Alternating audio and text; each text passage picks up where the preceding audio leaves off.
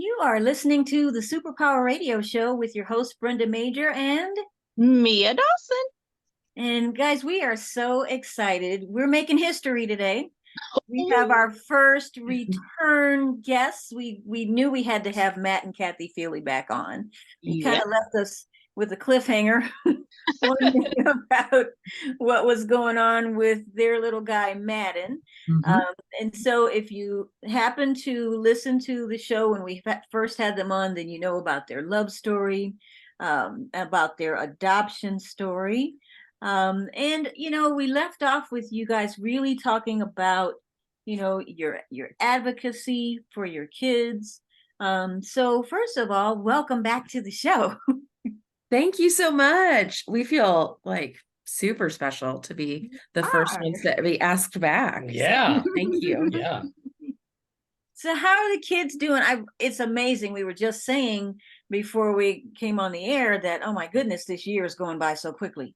So how's the school year started for your guys? Well, I think the school year started kind of interesting. They both got COVID right off the bat. Oh, no. Luckily, all their symptoms were all pretty minor. Oh, good. Quick recovery, that kind of stuff. But that was kind of an interesting start. Oh, yeah. Aw. Aside from that, though, it's been a pretty good year, I would say. I think we were waiting on our IEP meeting the last time that we talked to kind of see what we'd have in place for this year, and we had a really successful meeting.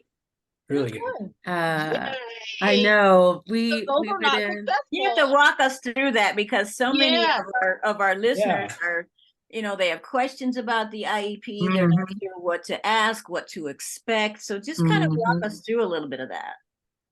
Yeah. So what we've learned, especially if your kid is as a kindergartner, their first year, that first year, unless there is some very clear diagnoses, some severe medical obvious impairments where they're going to need lots of assistance right off the gates, you're kind of in this messy middle situation. And that first year is sort of the school's going to be kind of gathering data and whatnot to sort of feel like how they can make the best assessment.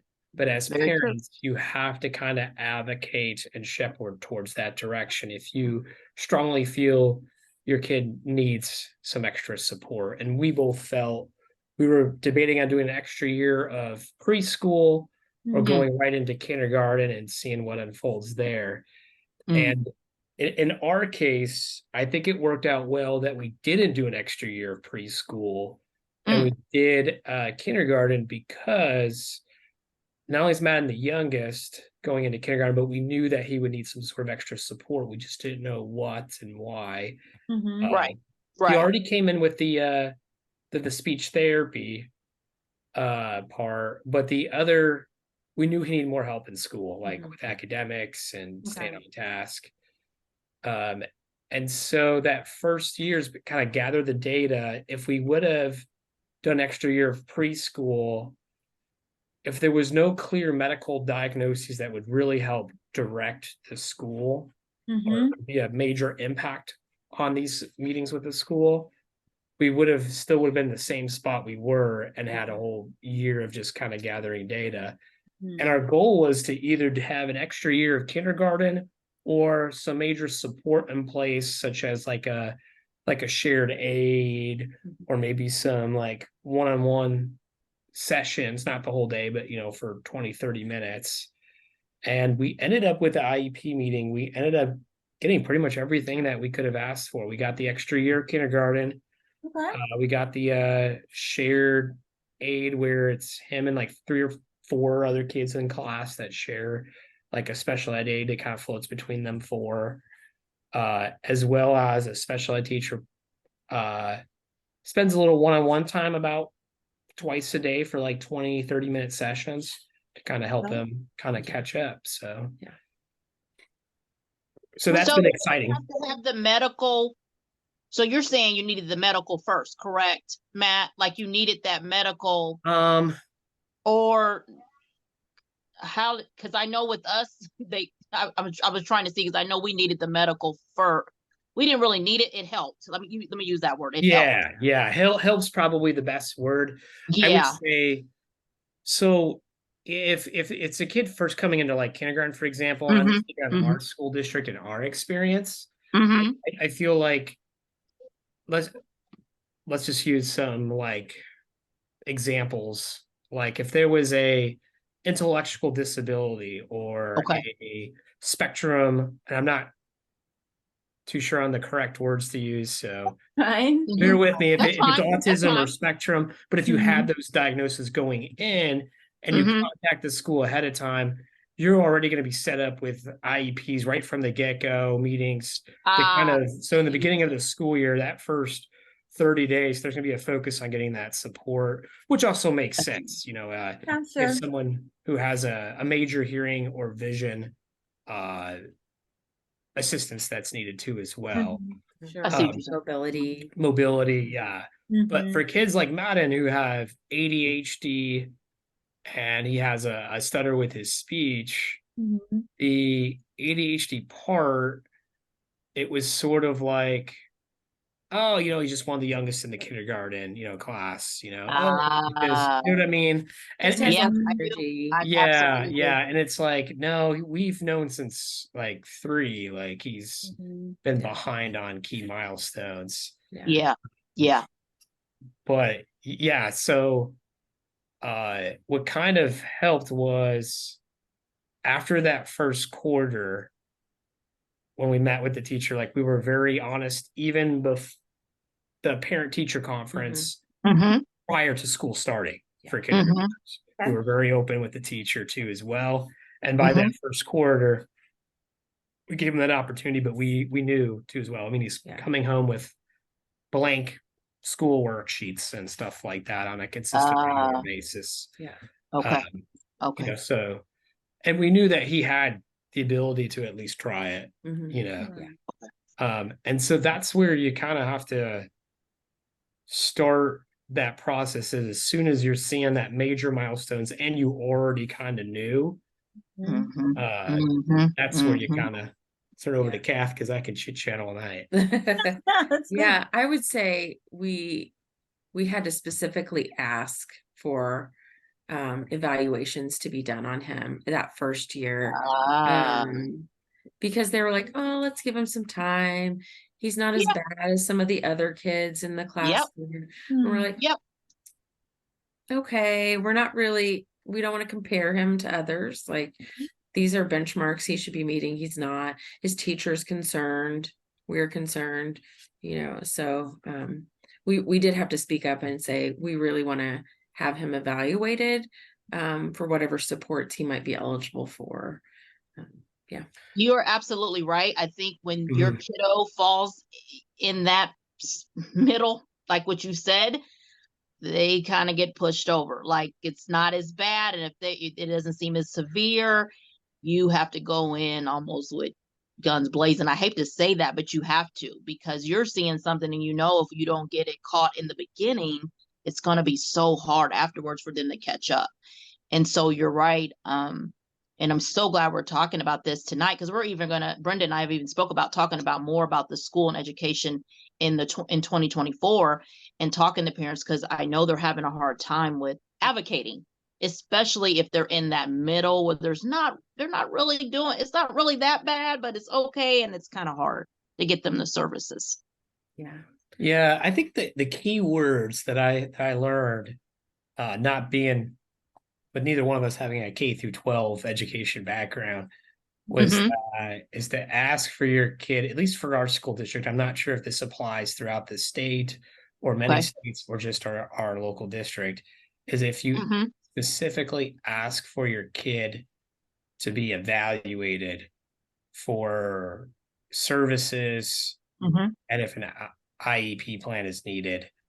And so eventually I got a response saying that, you know, something along the lines of, you know, you have that right to request that evaluation, which I sort of was like, I wish I would have known, that because when I was reaching out to them, I'm trying to communicate the situation, and I feel like there's specific words that you need to use that does it. And one of them is to communicate in writing too.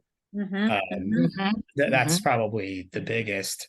And two, follow up. We weren't following up like every week or every month, but I would say every 2 to 3 months, I was very clear to have the people that would be a part of the meeting, the teacher, the assistant principal. The assistant principal typically seems to chair these IEPs, at least in our school district. Yeah. And whoever support on there. And so I'm sort of laying out the grounds like, hey, I'm looking for support. How do we do this? Yeah. And I would say eventually, I think what was sort of the nail in the coffin was I remember communicating with the school psychologist, and they usually have the highest education as they should. They usually have like a PhD or a doctorate or an MD, They tend to listen more to that person, at least in our experience, is what I noticed. And they seem to have a little bit more leverage. And so if you can so even though like the teacher may be on the same board as the parents, but reading our first session, when I read the room and I met with our teacher after, there were certain hints or underlining things that I was able to pick up on, that it's sort of like, hey, the parent really needs to drive and advocate this. And there's other people in that room that sort of need to get buy-in. So, When we were talking with some folks about the IEP process before, and I don't think this is unique to Illinois, but when you've got a teacher shortage, you've got teachers' aides that are not getting the training that they need to, they're calling people back in from retirement to go into these classrooms. And then you've got so many kids who I'm sure they know have special needs, but they also know if they put together that IEP, they've got to follow it. Yeah. And I'm thinking some of these poor teachers are like, how can I do it? There's just not enough time in the day. So as horrible as it sounds, I think for their own sanity, they're hoping that some of these people don't advocate to get their kid the IEP because they just don't have the resources or the time to do it. So how do you maintain that communication and that support with the school without feeling like, oh man, they're going to be mad because I'm calling again, or, oh, I'm coming up there again just to see how things are going? What's the relationship like, and how do you maintain it? So, I can answer. Yeah. I would say, I think the way we approached it was, we just want to see him be successful and get the support he needs to be successful, because we believe that he's smart enough to do that and he has the capabilities. He's just learning differently. And what can we do as a team to work together to do this?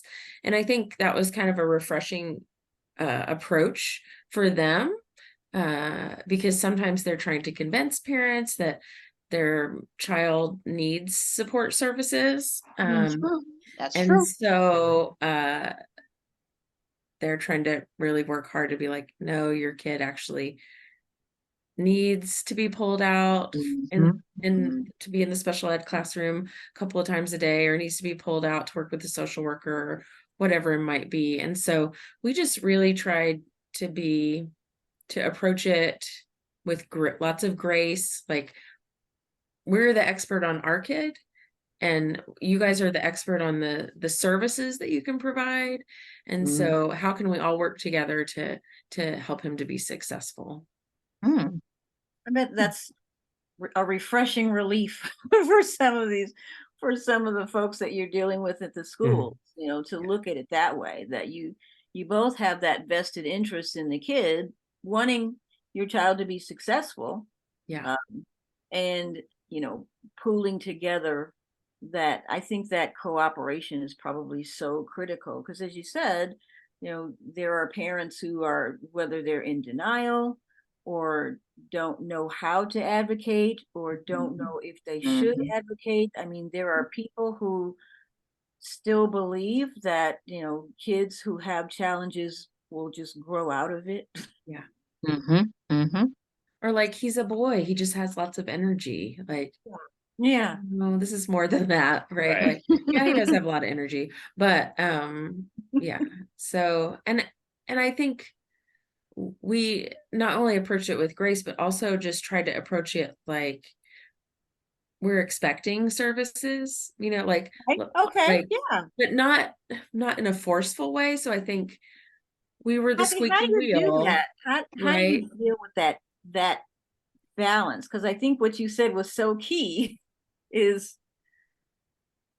we're expecting, there's got to be work on both ends. So Right. I love that you said, we're the expert on our child, you're the expert on the services, but you still have to maintain that level of understanding that there's an expectation that you have of the school. How do you walk that fine line? I think it's a very challenging and hard dance to do, because regardless, for the most part, you're kind of stuck with that school from kindergarten to 5th grade. So 5 years. And if kid does an extra year kindergarten, that's, what, 6 years? 6 years. Yeah. And then if you have younger children, right, that are going to be going to that school. So you don't want to start off the gates, guns a-blazing, and burning bridges left and right. And there's times where, I know for me, there was that temptation, but that's where Cathy and I balance each other out. Cathy is really good at being so genuine and authentic. At the meetings, like when Cathy talks, they not only they listen receptive, but they're like, oh yeah, like she can get that agreement. Like she's really good at that. I pay him to say these things. I was gonna say somebody could be paying you to help them do that. Yeah. But I think my talents probably aren't as obvious, but if in Madden's situation where we needed, I think what you're trying to get at that, and Brenda, that expectations, maybe accountability is clear. That's where Cathy's able to lean more on me, where I can do that. And how we did that is we started off like, hey, we know he may need some help, so let us know. We get to first quarter struggling. His teacher, who's very seasoned teacher, was like, yeah, right, we're going to have this, response to intervention meeting, right? RTI, response to intervention meeting. And we have that meeting. And that's what I learned at that meeting, is that they just want to, is the step to where they want to start to collect data, see if there's other options. Okay. And then by the following meeting, it was sort of like, okay, now that we have more data, we've got some winter assessments and tests, a couple quarters in. And then that's where you recommend assessments. But I should probably back up. We were pretty knowledgeable or aware that his class had 28 kids. They should have had an aide, and they didn't have an aide. Oh, wow. Wow. They eventually got an aide in November, but 100% of his class speaks English fluently, so there's no language barriers. The aide spoke Portuguese fluently, did not speak English. So wait. The aide did not speak English? That's correct. Yeah. They communicated through an app on their phones. I've heard of this before. We felt awful for the aide, for the teacher, for the kid. Like, it wasn't a great situation. Yeah. You were talking about them calling retired teachers. Yes. Retirement to come work as aides. Like, I see why. Yeah. Oh my. I will gladly own that I sort of felt, I had to check my own emotions kind of at the door, because I originally felt pretty offended, because when I knew that the teacher needed that advocate to Mhm. have more of that support and resources, Mhm. but she technically can only say so much. It comes stronger from a parent. Mm. And Oh. so I was like, yeah, I got you. So I reached out to the principal and said, hey, I noticed, I think there's more than normal amount of kids in the class. I think there should be an aide. Just curious where we're at in that process. Reached out to the superintendent, sent them a letter and email too as well. But it's more of a cordial letter. It's just like, hey, I just want to make sure we have nice support for the Yeah, I like for the that approach. classes. Yeah. And then I'd also add in there, Matt has ADHD. We also think he needs some help too as well. So I'm giving everyone kind of a very upfront. I'm trying to be a team player, making sure people have the resources, but I'm also making sure that the main decision makers here are aware of the situation. So if later on there's a problem, you're not going to be surprised if my tactic's going to be very different. So Matt, you're this is so wonderful, Brenda, because you know me, I would have went in guns blazing. I would yeah, I it would was have went in the wrong way. rein him in Yeah, here. take no You're prisoners, giving me so to such speak. good advice to strive for. I Yeah. have to be well, Stefan, my husband would have went in like you though. So I actually I have my other half is my balance, but I would have went in blazing like Balance. what? Yeah, Yeah. I would say so great. Cathy's way more level-headed than me. I would definitely be go in guns blazing just like you, Mia. So that was definitely the support of Cathy right there. So Well, and that was his first year, right, at the school. Right. So, That's true. like, we have to keep this relationship open. That's true. So we can make him the most successful. So I have to get my ego out of the way and my hurt feelings or my expectations, and like, what can we do to work together? So Can I ask, out of those 28 students, was there any more kids probably in there? Do you think with other issues that could have? 100%. Yeah. 100. Okay. So it wasn't even just Matt, and it's like all these other kids, like, how are they going to get the help? Okay. yeah. Okay. Yeah. I think what eventually is when we had that meeting, the second or third meeting, that was basically saying like, here's what we're gonna evaluate or review. When we had the IEP meeting, I basically set up where going into that meeting, we're expecting some sort of services and accommodations here, Okay. as well as next year kindergarten. Okay. So that way, when we came into it, I was going to see how that meeting went. I was already ready for a battle, but they already knew, hey, I think this parent is, But they have to justify that too through the assessments that they did. Right. Okay. Yeah. So they can't, so they have to do the assessments and then they recommend it. But I was also setting the scene. I'm looking forward to seeing what the services are. We've been advocating for Matt. And I've been using words like we've been advocating for Matt. Yes. The support that he needs in the classroom to be successful. Like, yes. Put in keywords. So when I go into that meeting, I know we have to do the assessment, but at the end of that meeting, I'm still having some expectations here. Yeah. So Yeah. So now, speaking of expectations, will there be at the end of this year some kind of an overall evaluation and then maybe revising that IEP as he goes into year 2 of kindergarten?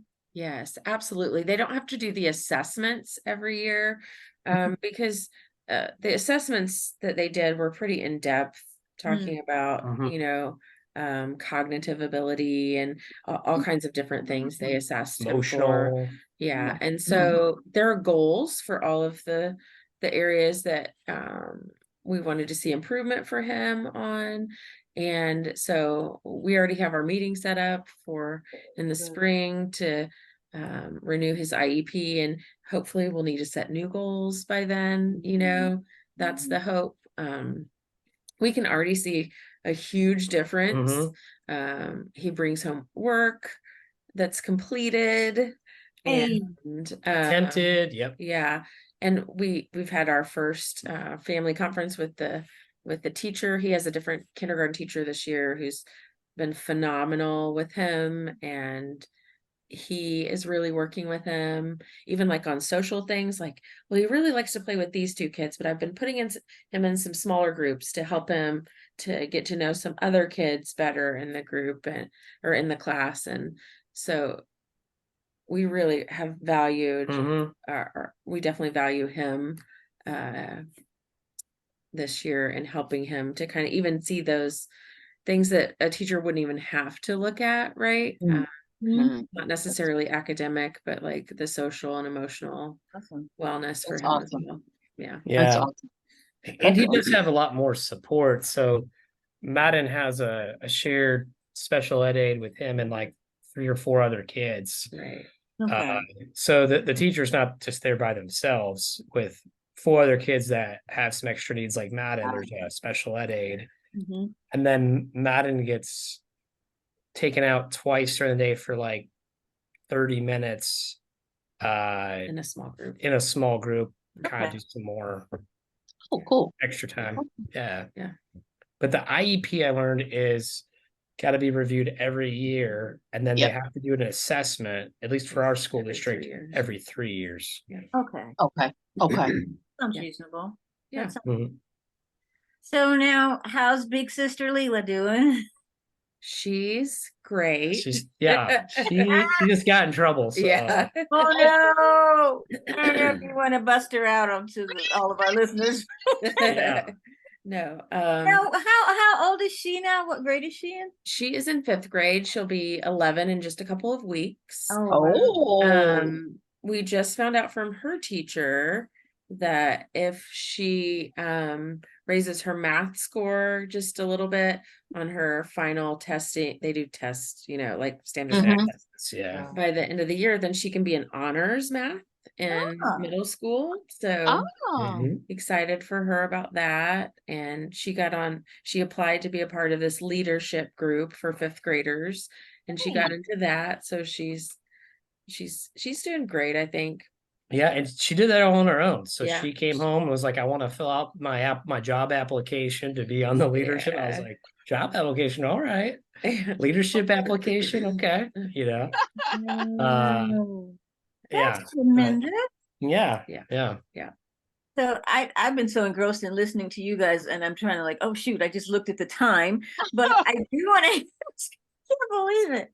I do want to ask, with the holidays coming up, what are some traditions that you guys are looking forward to doing with the kids and family this year? I would say one of my favorite holiday traditions is I love Christmas a lot, and Matt's favorite holiday is Halloween. We do too. Yeah. So I love like all getting in the car and going around and driving around and looking at Christmas lights. And that's one of my favorite things to do.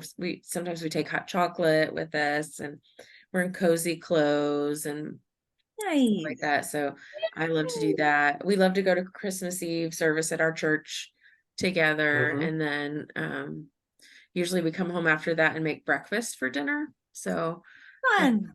Yeah. So look, and I had a delicious breakfast for dinner at their house, Mia. Cool. I still taste the bacon. It was good.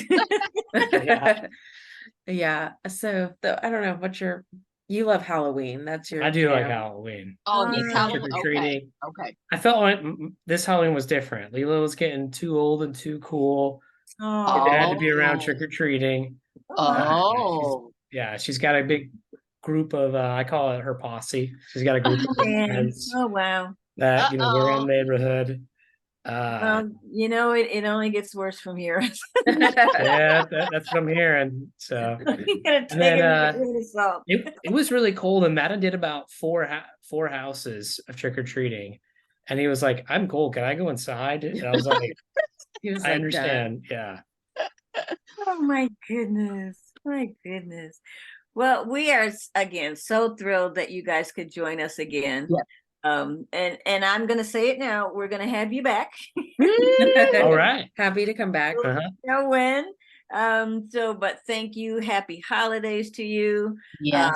Looking forward to seeing even more progress with both of the kids. Yes. Us too. We're excited. So, listeners, thank you for listening again. You've been listening to the Superpower Radio Show with Brenda Major and Mia Dawson. And our second time around guests, Matt and Cathy Feely. Thanks so much for listening. Bye-bye. See y'all.